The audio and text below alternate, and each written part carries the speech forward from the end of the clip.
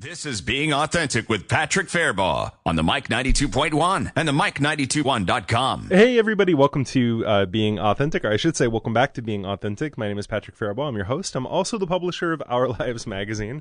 That's Madison's LGBT magazine. You can find it online at ourlivesmadison.com.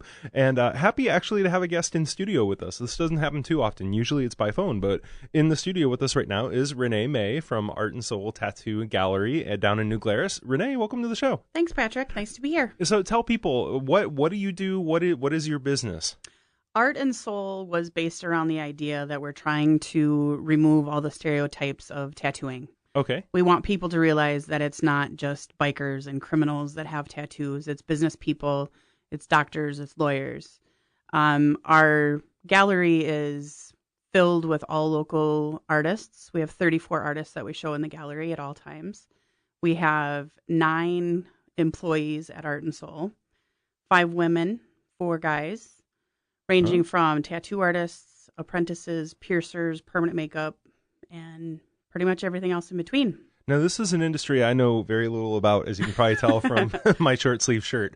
But I don't even understand what a career path to being a tattoo artist is. Is there kind of stages before you get to there? There are actually quite a few stages. The first stage is you need to know how to draw. You need to understand, a good first step. Right? Yeah. You need to understand color theory, and you need to be able to work with people because it's a lot of customer service based business. Sure. From there, basically, we take our people that know how to draw and we teach them how to change their drawing style to something that can be converted to the skin. It's not a job that anyone can do. You have to have the right mindset and you have to be willing to take a lot of hits in the process. But for the right people, it's a great business to be in. Yeah. Now, also, I guess how often do people come to you kind of with something already sketched out, or how often do people come to you and say, this is my vision, bring it to life? Just where they leave it to you to kind of put that vision into an image of some sort. Everything we do at art&soul is one-of-a-kind work. Granted, we have the people that come in with things that they've seen on Pinterest and other online sources, but I would say 95% of everything we do is custom drawn. You won't see what's called flash in our shop. Okay, you walk into most tattoo shops and they'll have walls and walls and racks of pre-made tattoo designs that you basically just pick and choose off the wall. They slap it on you and you're done. We don't do that. We do, like I said, about 95% custom work, and that's kind of our passion at art&soul. Okay. Now, also, New Glarus, for somebody that lived in Madison, New Glarus seems like a little bit out there. It does seem far. If you've never been to New Glarus, it seems a little daunting. It's actually only 25 minutes from where we sit right now. We're about 25-30 minutes from, say, West Town Mall. Sure. But while you're down there, there's some great restaurants. There's always the brewery. There's the winery. So there's a ton of stuff to do. And it's kind of a groovy little town. Really, it is. I know that one of my mentors lives down there, and I keep hearing from him I need to go to Pimples also. Everybody needs to go to Pimples at least once in their life. You have to throw the dollar on the ceiling. Yeah, Pimples is one of the coolest bars in town. It's one of my personal favorites. Now, what drew you to New Glarus? Why New Glarus for a business? That's a question I get asked often, and it's a question that when I first opened the doors, nobody thought that I was going to succeed. Mm-hmm. Fortunately, after, we're going into our 5th year. Yeah. Thank you for being wrong, people. I moved to New Glarus from Denver in 2002 to come home because my sister got sick. I was planning on staying for maybe a year and heading back to Denver. My daughter fell in love, and then I opened the shop, and New Glarus has had me ever since. Most of the time, they enjoy it. Now, what drew you to doing this kind of work? That stems from me being in the tattoo community for a little over 20 years. Every tattoo shop that I went into had the dark walls, the black and white checkered floor. Not that there's anything wrong with that, but I just wanted to do something different. I wanted to do something that women especially could come in and not feel threatened or uncomfortable. I want everybody to feel like, they're part of the family. And the space was made for them. The space is made for them. You walk in the door, you're greeted by, anywhere from 1 to 7 people, with the big cheerful hello. It freaks some people out because they're not used to that. And I experienced so many tattoo shops that weren't what I needed them to be. And I wanted to create one that everyone could feel comfortable coming into. So when people do walk in, kind of what do they expect from the time they're greeted to the process to designing their tattoo?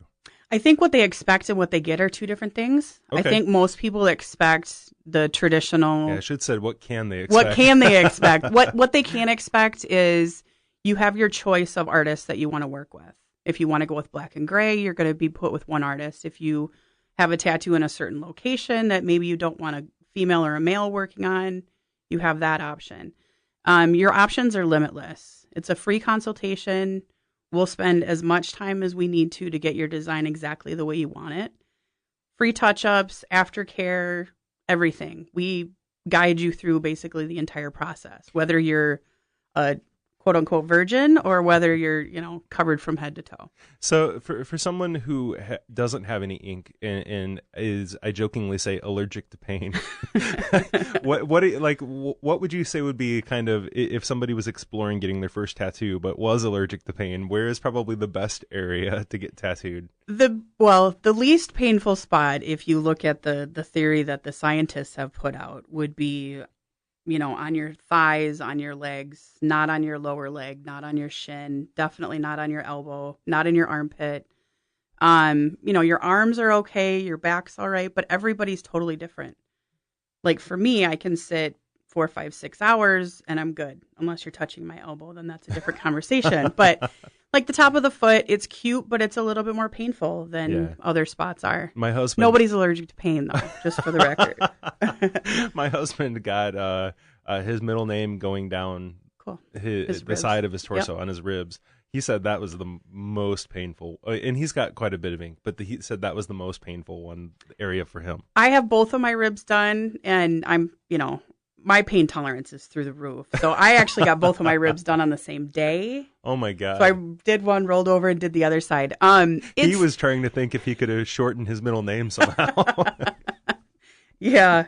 The ribs are a little sensitive because there's not a lot going on there. You're pretty much straight on bone. Sure. So it's a little sensitive. What's some of the more creative things kind of happening right now in the tattoo industry that you're seeing? There's a lot of really cool stuff. One of my tattoo artists, Emily, she's kind of like my little rock star at the shop. She's into the pointillism. It's kind of the new thing that's happening in the tattoo world. There's certain things we're trying to make go away. I won't comment on those on the radio, but every year it seems like there's a new quote unquote fad that comes through on the tattoo world. There's a lot of really cool stuff happening with color, with black and gray. People are realizing that they can do so much more with color saturation. And now what is I know what color saturation means in terms of magazines, but what does it mean in terms of tattoos? Well, in the beginning, it was a very basic color palette. It was red and yellow and blue and black. Right. And then they realized that, hey, we can actually mix these colors just like you do when you paint, and probably the same when you're working on the magazine. You can virtually create any color you ever could imagine on a tattoo. Some of them last longer than others. Some of them stay better than others. And obviously there's an aftercare involved with that too. But the creativity of the artists that are coming in is it's astounding. It's amazing. And it's fun to watch all the changes. Now, if somebody has a tattoo and kind of experiences that buyer's remorse, where say they put "I love Molly" and then, which we don't do. Okay, yeah. And now, what if somebody came to you? Is there a service you could offer them to help get rid of it? To get rid of it, our option is to cover it. Okay. We do everything in our power to talk people out of putting the significant other on their body. I've seen personally a relationship end after 11 years because of one name on a body. I'm sure that's not why it ended, but it might have been the straw. It was the straw. So we try to, if you want to put a tattoo on your body for your significant other, let's come up with something that's creative, something that means something to both of you. The lock and the key is an example. Sure. One of you gets the lock, the other gets the key. So there's no name involved. So if something does happen, then, you can find somebody else to be your lock or your key. Yeah. And I guess, so I'm trying to think, this is an area that I'm learning a lot right now because this is outside of a world that I'm in. Sure. Are there any kind of regional trends that you see? Like you said, you're from Denver, but living here now, or that you lived in Denver for a while, and it sounds like you're back. That you're seeing that's kind of maybe unique to Wisconsin or unique to this area. I imagine that Wisconsin as a fist was probably a pretty popular one a few years ago. And I mean, the outline of Wisconsin and the fish and the birds and everything else is the one thing that I really noticed. Like when I went to Hawaii, is Hawaii doesn't have a lot of color use. Hawaii doesn't have a lot of color use, I would imagine, because of the amount of time they spend in the sun. And if you spend too much time in the sun, your colors will fade unless you put sunblock on religiously. Nobody wants to do that while they're in the ocean. Yeah. Of course, we're supposed to, but that was the biggest one that I saw was when I was in Hawaii. Yeah, I guess and I wouldn't have even thought of that, but are there any other care tips that you can tell people who may just be beginning to adding to their body? Sunscreen when you're out in the sun. Lotion on a daily basis, whether your tattoos are a year old, a week old, or 20 years old. The better shape your skin is in, the better shape your tattoos will be in. Awesome. Okay, right before we wrap up, where can people find you? How can they connect with you? The best place to find us is at the shop, which is Art and Soul Tattoo and Gallery in New Glarus. We're at 412 2nd Street. You can find us roaming around in our mobile tattooing station from time to time. You can find us on Facebook, Twitter, Instagram. And the website? artandsoultattooandgallery.com, all spelled out. Awesome. It's a long one. Okay, well, again, it's so nice having somebody in the studio, so I want to thank you for taking the time and driving up. And thanks for having me. Yeah, I hope to have you again in the future. I'd love that. Okay, stick around, everybody. We'll be right back talking about Madison Opera's production opening very soon.